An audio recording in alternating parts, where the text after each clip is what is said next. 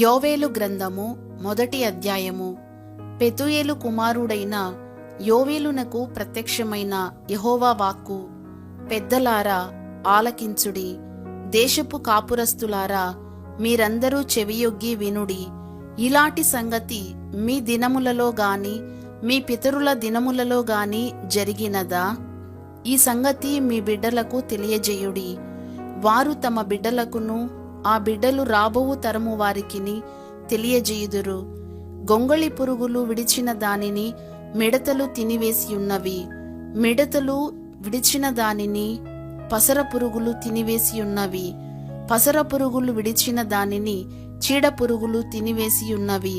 మత్తులారా మేలుకొని కన్నీరు విడువుడి, ద్రాక్షారస పానము చెయ్యువారలారా రోదనము చేయుడి. క్రొత్త ద్రాక్షారసము మీ నోటికి రాకుండా నాశమాయెను. లెక్కలేని బలమైన జనాంగము నా దేశము మీదికి వచ్చి ఉన్నది. వాటి పళ్ళు సింహపు కోరల వంటివి, వాటి కాటు ఆడు సింహపు కాటు వంటిది. అవి నా ద్రాక్ష చెట్లను పాడు చేసి ఉన్నవి, నా అంజూరపు చెట్లను తుత్తునియలుగా కొరికి ఉన్నవి. బెరడు ఒలిచి వాటిని పారవేయగా చెట్ల కొమ్మలు తెలుపాయెను. పెనిమిటిపోయిన యవనురాలు గోనె పట్ట కట్టుకొని అంగలార్చునట్లు నీవు అంగలార్చుము. నైవేద్యమును పానార్పణమును యెహోవా మందిరములోనికి రాకుండా నిలిచిపోయెను.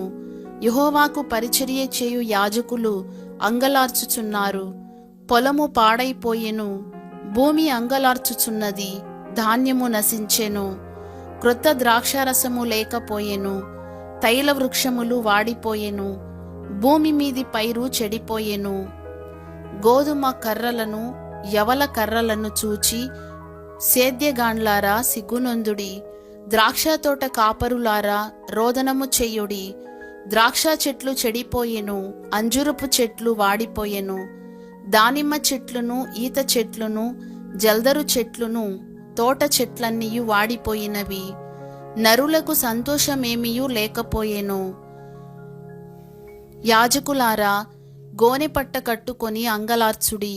బలిపీఠము నొద్ద పరిచర్య చెయ్యువారలారా రోదనము చెయ్యుడి. నా దేవుని పరిచారకులారా గోనె పట్ట వేసుకొని రాత్రి అంతయు గడపుడి. నైవేద్యమును పానార్పణమును మీ దేవుని మందిరమునకు రాకుండా నిలిచిపోయెను. ఉపవాస దినము ప్రతిష్ఠించుడి, వ్రత దినము ఏర్పరచుడి. యెహోవాను బతిమాలు కొనుటకై పెద్దలను దేశములోని జనులందరినీ మీ దేవుడైన యెహోవా మందిరములో సమకూర్చుడి. ఆహా, యెహోవా దినము వచ్చెనే, అది ఎంత భయంకరమైన దినము! అది ప్రళయము వలెనే సర్వశక్తుని యొద్ద నుండి వచ్చును. మనము చూచుచుండగా మన దేవుని మందిరములో ఇక సంతోషమును ఉత్సవమును నిలిచిపోయెను. మన ఆహారము నాశనమాయెను, విత్తనము మంటి పెడ్డల క్రింద కుళ్ళిపోవుచున్నది. పైరు పూడిపోయినందున ధాన్యపు కొట్లు వట్టివాయెను, కళ్ళపు కొట్లు నేలపడియున్నవి.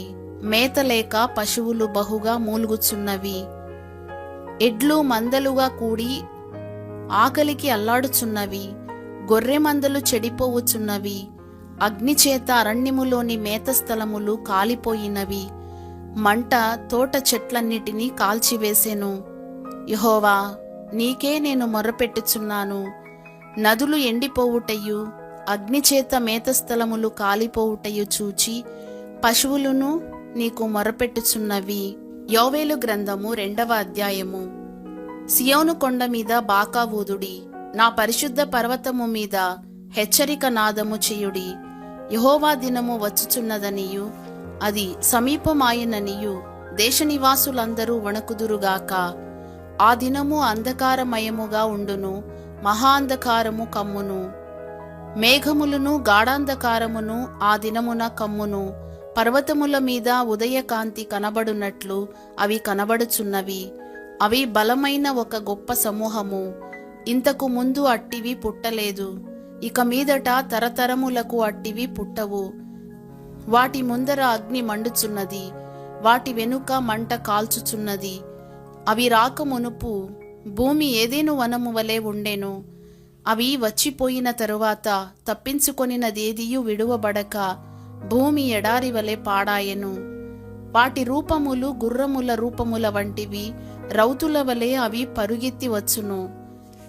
రథములు ధ్వని చేయునట్లు, కొయ్యకాలు అగ్నిలో కాలుచు ధ్వని చేయునట్లు, యుద్ధమునకు సిద్ధమైన శూరులు ధ్వని చేయునట్లు అవి పర్వత శిఖరముల మీద గంతులు వేయుచున్నవి.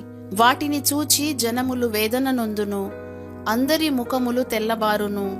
బలాఢ్యులు పరుగెత్తునట్లు అవి పరుగెత్తుచున్నవి. శూరులు ప్రాకారములను ఎక్కున్నట్లు అవి గోడలు దాటుచున్నవి. ఇటు అటు తిరగకుండా అవన్నీ చక్కగా పోవుచున్నవి. ఒకదాని మీద ఒకటి తొరుకులాడక అవన్నీ చక్కగా పోవుచున్నవి. ఆయుధముల మీద పడినను త్రోవ విడువవు. పట్టణములో నకముఖాల పరుగెత్తుచున్నవి. గోడల మీద ఎక్కి ఇండ్లలోనికి చొరబడుచున్నవి. దొంగలు వచ్చినట్లు కిటికీలలో గుండా జొరబడుచున్నవి. వాటి భయము చేత భూమి కంపించుచున్నది, ఆకాశము తత్తరించుచున్నది. సూర్యచంద్రులకు తేజోహీనత కలుగుచున్నది, నక్షత్రములకు కాంతి తప్పుచున్నది. యెహోవా తన సైన్యమును నడిపించుచు ఉరుము వలె గర్జించుచున్నాడు. ఆయన దండు బహు గొప్పదయ్యున్నది, ఆయన ఆజ్ఞను నెరవేర్చున్నది బలము గలది. యెహోవా దినము బహు భయంకరము, దానికి తాళగలవాడెవడు? ఇప్పుడైనను మీరు ఉపవాసముండి కన్నీరు విడిచుచు దుఃఖించుచు మనపూర్వకముగా తిరిగి నా యొద్దకు రండి. ఇదే యెహోవా వాక్కు. మీ దేవుడైన యెహోవా కరుణా వాత్సల్యములు గల వాడును, శాంతమూర్తియు, అత్యంత కృపగలవాడునయుండి తాను చేయనుద్దేశించిన కీడును చేయక పశ్చాత్తాపపడును గనుక మీ వస్త్రములను కాక మీ హృదయములను చింపుకొని ఆయన తట్టు తిరుగుడి. ఒకవేళ ఆయన మనసు త్రిప్పుకొని పశ్చాత్తాపపడి మీ దేవుడైన యెహోవాకు తగిన నైవేద్యమును పానార్పణమును మీకు దీవెనగా అనుగ్రహించును. అనుగ్రహింపడని ఎవడు చెప్పగలడు? సియోనులో బాకా ఊదుడి, ఉపవాస దినము ప్రతిష్ఠించుడి, వ్రతదినము నియమించి ప్రకటన చేయుడి. జనులను సమకూర్చుడి, సమాజకూటము ప్రతిష్ఠించుడి, పెద్దలను పిలువనంపించుడి. చిన్నవారిని స్తన్యపానము చేయు బిడ్డలను తోడుకొని రండి. పెండ్లి కుమారుడు అంతఃపురములో నుండియు పెండ్లి కుమార్తె గదిలో నుండి రావలయును. యెహోవాకు పరిచర్య చేయు యాజకులు మంటపమునకును బలిపీఠమునకును మధ్య నిలువబడి కన్నీరు విడుచుచు, యెహోవా, నీ జనుల ఎడల జాలి చేసుకొని అన్యజనులు వారి మీద ప్రభుత్వము చేయునట్లు వారిని అవమానమున కప్పగింపకుము. లేని ఎడల అన్యజనులు వారి దేవుడు ఏమాయనందురు గదా అని వేడుకొనవలెను. అప్పుడు యెహోవా తన దేశమును బట్టి రోషము పూని తన జనుల ఎడల జాలి చేసుకొనెను. మరియు యెహోవా తన జనులకు ఉత్తరమిచ్చి చెప్పినదేమనగా, ఇకను అన్యజనులలో మిమ్మును అవమానాస్పదముగా చేయక మీరు తృప్తి నొందునంతగా నేను ధాన్యమును, క్రొత్త ద్రాక్షరసమును, తైలమును మీకు పంపించేదను. మరియు ఉత్తర దిక్కు నుండి వచ్చు వాటిని మీకు దూరముగా పారదోలి ఎండిపోయిన నిష్ఫల భూమిలోనికి వాటిని తోలివేతును. అవి గొప్ప కార్యములు చేసెను గనుక వాటి ముందటి భాగమును తూర్పు సముద్రములోకిని వెనుకటి భాగమును పడమటి సముద్రములోనికిని పడగొట్టుదును. అక్కడ వాటి దుర్గంధము లేచును, అవి కుళ్ళు వాసన కొట్టును. దేశమా, భయపడక సంతోషించి గంతులు వేయుము, యెహోవా గొప్ప కార్యములు చేసెను. పశువులారా, భయపడకుడి. గడ్డి బీళ్లలో పచ్చిక మొలుచును, చెట్లు ఫలించును, అంజురపు చెట్లును ద్రాక్ష చెట్లు సమృద్ధిగా ఫలించును. సియోను జనులారా, ఉత్సహించి మీ దేవుడైన యెహోవా యందు సంతోషించుడి. తన నీతిని బట్టి ఆయన తొలకరి వర్షమును మీకు అనుగ్రహించును. వాన కురిపించి పూర్వమందువలే తొలకరి వర్షమును కడవరి వర్షమును మీకు అనుగ్రహించును. కొట్లు ధాన్యముతో నిండును, క్రొత్త ద్రాక్షారసమును క్రొత్త తైలమును గానుగలకు పైగా పొర్లిపారును. మీరు కడుపార తిని తృప్తి పొంది మీ కొరకు వింత కార్యములను జరిగించిన మీ దేవుడైన యెహోవా నామమును స్తుతించునట్లు నేను పంపిన మిడతలను, గొంగళి పురుగులను, పసరు పురుగులను, చీడ పురుగులను అను నా మహా సైన్యము తినివేసిన సంవత్సరముల పంటను మీకు మరలా నిత్తును. నా జనులు ఇక నెన్నటికి నీ సిగ్గునొందరు. అప్పుడు ఇశ్రాయేలీయుల మధ్య నున్నాడను నేనే అనియు, నేనే మీ దేవుడనైన యెహోవాననియు, నేను తప్ప వేరు దేవుడొకడును లేడనియు మీరు తెలిసికొందురు. నా జనులు ఇక ఎన్నడును సిగ్గునొందకయుందురు. తరువాత నేను సర్వజనుల మీద నా ఆత్మను కుమ్మరింతును. మీ కుమారులను మీ కుమార్తెలను ప్రవచనములు చెప్పుదురు. మీ ముసలివారు కలలు కందురు. మీ యవనులు దర్శనములు చూతురు. ఆ దినములలో నేను పనివారి మీదను పనికత్తెల మీదను నా ఆత్మను కుమ్మరింతును. మరియు ఆకాశమందును భూమి యందును మహత్కార్యములను అనగా రక్తమును, అగ్నిని, ధూమస్తంభములను కనుపరచెదను. యెహోవా వాక్కు భయంకరమైన ఆ మహాదినము రాకముందు సూర్యుడు తేజోహీనుడగును, చంద్రుడు రక్తవర్ణమగును. యెహోవా సెలవిచ్చినట్లు సియోను కొండ మీదను యెరూషలేములోను తప్పించుకొనిన వారుందురు. శేషించిన వారిలో యెహోవా పిలుచువారు కనబడుదురు. ఆ దినమున యెహోవా నామమును బట్టి ఆయనకు ప్రార్థన చేయు వారందరూ రక్షింపబడుదురు. యోవేలు గ్రంథము 3వ అధ్యాయము. ఆ దినములలో అనగా యూదావారిని యెరూషలేము కాపురస్తులను నేను చెరలో నుండి రప్పించు కాలమున అన్యజనులందరినీ సమకూర్చి యెహోషాపాతు లోయలోనికి తోడుకొని పోయి వారు ఆయా దేశములలోనికి నా స్వాస్థ్యమగు ఇశ్రాయేలీయులను చెదరగొట్టి నా దేశమును తాము పంచుకొనుటను బట్టి నా జనుల పక్షమున అక్కడ నేను ఆ అన్యజనులతో వ్యాజ్యమాడుదును. వారు నా జనుల మీద చీట్లు వేసి వేశ్యకు బదులుగా ఒక బాలుని ఇచ్చి ద్రాక్షరసము కొనుటకై ఒక చిన్నదానిని ఇచ్చి త్రాగుచూ వచ్చిరి గదా. తూరు పట్టణమా, సీదోను పట్టణమా, ఫిలిస్తీయ ప్రాంతవాసులారా, మీతో నాకు పని ఏమి? నేను చేసిన దానికి మీరు నాకు ప్రతీకారము చేయుదురా? మీరు నాకేమైనా చేయుదురా?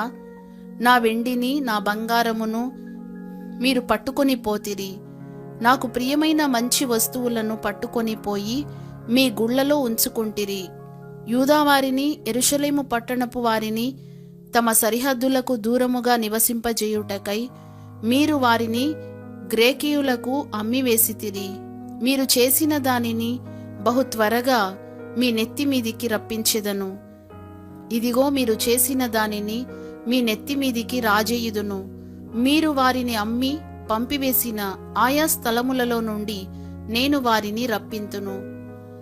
మీ కుమారులను కుమార్తెలను యూదావారికి అమ్మివేయింతును. వారు దూరముగా నివసించు జనులైన షెబాయీయులకు వారిని అమ్మివేతురు. యెహోవా సెలవిచ్చిన మాట ఇదే. అన్యజనులకు ఈ సమాచారము ప్రకటన చేయుడి. యుద్ధము ప్రతిష్ఠించుడి. బలాఢ్యులను రేపుడి. యోధులందరూ సిద్ధపడి రావలెను. మీ కర్రులు చెడగొట్టి ఖడ్గములు చేయుడి. మీ పోటకత్తులు చెడగొట్టి ఈటెలు చేయుడి. బలహీనుడు నేను బలాఢ్యుడను అనుకొనవలెను. చుట్టుపట్లనున్న అన్యజనులారా, త్వరపడి రండి, సమకూడి రండి. యెహోవా నీ పరాక్రమశాలురను ఇక్కడికి తోడుకొని రమ్ము. నలుదిక్కులనున్న అన్యజనులకు తీర్పు తీర్చుటకై నేను యెహోషాపాతు లోయలో ఆసీనుడనగుదును. అన్యజనులు లేచి అచ్చటికి రావలెను. పైరు ముదిరినది, కొడవలి పెట్టి కోయుడి. గానుగ నిండియున్నది, తొట్లు పొర్లి పారుచున్నవి. జనుల దోషము అత్యధికమాయెను. మీరు దిగిరండి. తీర్పు తీర్చు లోయలో రావలసిన యెహోవా దినము వచ్చేయున్నది. తీర్పుకై జనులు గుంపులు గుంపులుగా కూడియున్నారు. సూర్యచంద్రులు తేజోహీనులైరి. నక్షత్రముల కాంతి తప్పిపోయెను. యెహోవా సియోనులో నుండి గర్జించుచున్నాడు. యెరూషలేములో నుండి తన స్వరము వినబడజేయుచున్నాడు. భూమి ఆకాశములు వణకుచున్నవి. అయితే యెహోవా తన జనులకు ఆశ్రయమగును. ఇశ్రాయేలీయులకు దుర్గముగా ఉండును. అన్యులిక మీదట దానిలో సంచరింపకుండా యెరూషలేము పరిశుద్ధ పట్టణముగా ఉండును. మీ దేవుడనైన యెహోవాను నేనే, నాకు ప్రతిష్ఠితమగు సియోను పర్వతమందు నివసించుచున్నానని మీరు తెలిసికొందురు. ఆ దినమందు పర్వతములలో నుండి క్రొత్త ద్రాక్షారసము పారును, కొండలలో నుండి పాలు ప్రవహించును, యూదా నదులన్నిటిలో నీళ్లు పారును. నీటి ఊట యెహోవా మందిరములో నుండి ఉబికి పారి షిత్తీము లోయను తడుపును. ఐగుప్తీయులను ఎదోమీయులను యూదావారి మీద బలాత్కారము చేసి తమ తమ దేశములలో నిర్దోషులగు వారికి ప్రాణహాని కలుగజేసిరి గనుక ఐగుప్తు దేశము పాడగును, ఎదోము దేశము నిర్జనమైన ఎడారిగా ఉండును. ఇలాగున నేను ఇంతకు ముందు ప్రతీకారము చేయని ప్రాణదోషమునకై ప్రతీకారము చేయుదును. అయితే యూదా దేశములో నివాసులు నిత్యముందురు, తరతరములకు యెరూషలేము నివాసముగా నుండును. యెహోవా సియోనులో నివాసిగా వసించును.